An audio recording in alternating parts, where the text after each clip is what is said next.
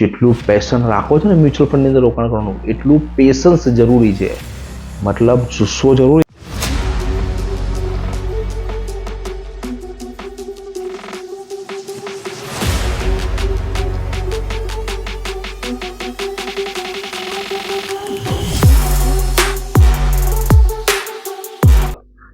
જય સ્વામિનારાયણ. આજે રવિભાઈની સાથે વિડીયોની શરૂઆત કરતા પહેલા આપનો પરિવાર આર્થિક રીતે સુખી, સ્વસ્થ અને સંપન્ન બની રહે એવી ભગવાન સ્વામિનારાયણના ચરણોમાં પ્રાર્થના. વિડીયો સારો લાગતો જ હોય છે એટલા માટે તો તમે જોઈ રહ્યા છો, તો ચેનલને સબસ્ક્રાઇબ કરવાની બાકી રહી તો ચેનલને સબસ્ક્રાઇબ કરી દેજો. બહુ સુંદર વિષય છે.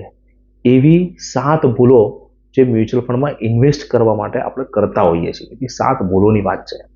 એની પહેલા એક નાનકડી વાત તમને કહી દઉં. ઘણા લોકો મને વિડીયો જોઈને કોમેન્ટ કરતા હોય છે, તો કેટલીક કોમેન્ટ એવી હોય છે કે જેના અમે જવાબો બધાની પબ્લિક પ્લેટફોર્મ પર આપી શકીએ છીએ, પણ કેટલીક કોમેન્ટો એવી હોય છે કે જેને અમે પર્સનલ નંબર પર સજેસ્ટ કરતા હોઈએ. તો મહેરબાની કરીને જો તમારી કોમેન્ટ એવી હોય અને અમારો જવાબ તમને ન મળે તો અમારો પર્સનલ નંબર ડિસ્ક્રિપ્શનની અંદર આપેલો જ છે, એની પર તમે મેસેજ કરજો, હું તરત તમને રિપ્લાય કરીશ. તો વાત કરીએ એવી 7 મિસ્ટેક જે મ્યુચ્યુઅલ ફંડ ખરીદતી વખતે નોર્મલ લોકો કરતા હોય છે. પહેલી મિસ્ટેક, બેંકમાંથી લેતા હોય છે લોકો. લો એનો વાંધો નહીં, બેંક પણ સારી જ વસ્તુ છે, કારણ કે ભરોસાપાત્ર હશે એટલે બેંક બની હશે, પરંતુ ચેક કરજો કે એ લોકો એમથી સેટિસ્ફાઈડ છે કે નહીં, એ તમને મ્યુચ્યુઅલ ફંડ સાચું સજેસ્ટ કરે છે કે નહીં. કારણ કે ઘણી વખત અનક્વોલિફાઈડ લોકો એ સેલ કરતા હોય છે, તો ક્યારેક ખોટો મ્યુચ્યુઅલ ફંડ તમને પધરાવી ના દે, ખોટી સ્કીમમાં રોકાણ ના કરાવી દે, ક્યાંક એનો લાભ ના થઈ જાય, એવું ખાસ ધ્યાન રાખજો. બીજી વાત, બધી સેવિંગ એક ફંડની અંદર ઇન્વેસ્ટમેન્ટ ના કરતા ડાયવર્સિફાઈડ કરજો. 3000 રૂપિયાની એસઆઈપી કરવી હોય તો 3 ફંડ લેવાનું નથી કહેતો, પણ 10,000થી વધારે અમાઉન્ટની એસઆઈપી કરતા હોય તો 2 ફંડ લઈ શકાય. ત્રીજી વાત, past return is not guaranteed for the future return.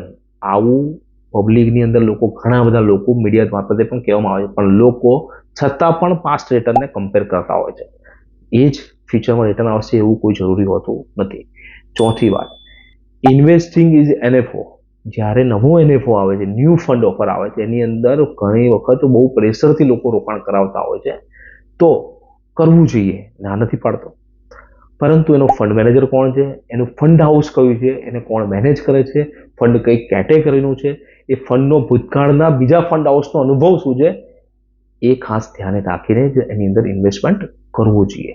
પાંચમી વાત, ટેક્સનું નોલેજ પણ હોવું જોઈએ. લોંગ ટર્મ ટેક્સ ગેઇન 12.5% થઈ ગયો છે અને શોર્ટ ટર્મ ટેક્સ ગેઇન 20% થઈ ગયો છે, અને 1.25% એક્ઝિટ લોડ તો લાગે જ છે. છઠ્ઠી વાત, શોર્ટ ટર્મ માટે મ્યુચ્યુઅલ ફંડ લેવાય જ નહીં. લેવાય તો ઇક્વિટી ફંડ ના લેવાય, તો પછી બેલેન્સ ફંડ અને ડેપ્ટ ફંડ લેજો, કારણ કે આવું જો કોઈ કરેક્શન આવ્યું હોય તો નુકસાન થવાની સંભાવના રહી શકે. સતત માર્કેટ વધી ન શકે, 2 મંદી જોશો તો જ તમને મ્યુચ્યુઅલ ફંડનું રિટર્ન ખબર પડશે. સાતમી વાત, રોજ તમે જો કરો છો તો કોઈ રિટર્ન દર વખતે વધતું જ જાય એવું નથી. એક વખત રોકાણ કરીને ભૂલી જાઓ. 10 વર્ષ મિનિમમ આપવાની ગણતરી હોય તો જ મ્યુચ્યુઅલ ફંડની અંદર રોકાણ કરજો. જેટલું પેશન રાખો છો ને મ્યુચ્યુઅલ ફંડની અંદર રોકાણ કરવાનું એટલું પેશન્સ જરૂરી છે, મતલબ જુસ્સો જરૂરી છે, પણ ધીરજ પણ એટલી જ જરૂરી છે.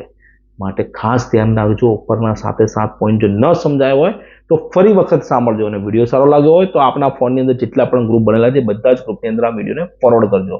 લાઈક અને કોમેન્ટ કરવાનું ભૂલતા નહીં. ફરી વખત મળીએ આવતા રવિવારે. જો પહેલો જ વિડીયો મેળવવો હોય આપણને તો પ્રેસ બેલ આઇકોન અમારી ચેનલનું કરી દેજો, તો આપને પ્રથમ વિડીયો જ મળી જશે. જય સ્વામિનારાયણ.